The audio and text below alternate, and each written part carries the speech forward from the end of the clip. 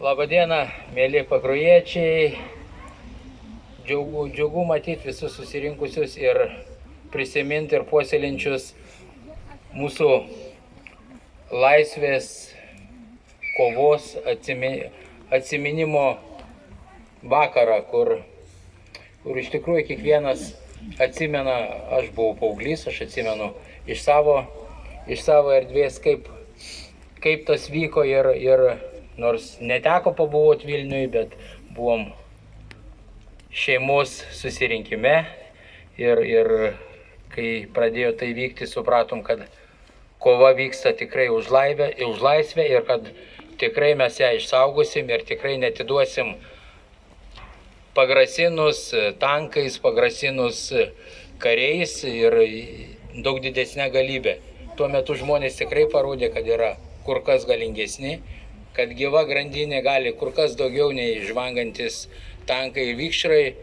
Tai kultūros centre žiūrėjo filmą ir šiandien vakare ir koncertas bus.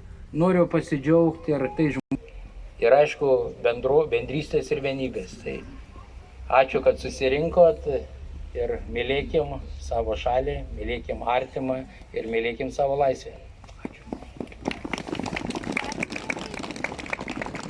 Dėkojame merui, išties džiuginanti šią vakarą bendrystę ir ta neužmirštuolių pieva daugelį metų jungia mus čia. Mūsų valstybei svarbia data ir kaip ir minėjau, tai patikrina, kiek mes pasiryžę atstovėti savo laisvę.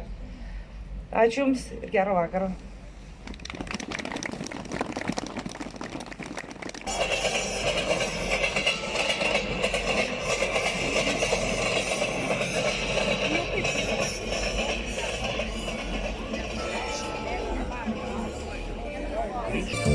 Kelionė tolima, o aš labai vėluoju, greičiau į Lietuvą, aš pasiilgau Lietuvos.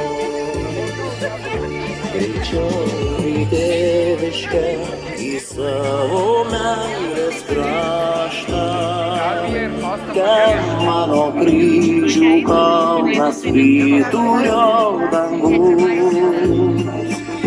Ten skamba žodis kaip giesmė, kaip šventas raštas. Į laisvą Lietuvą šiandieną aš grįžtu. Ten skamba žodis kaip giesmė, kaip šventas raštas. Į laisvą Lietuvą šiandieną aš grįžtu.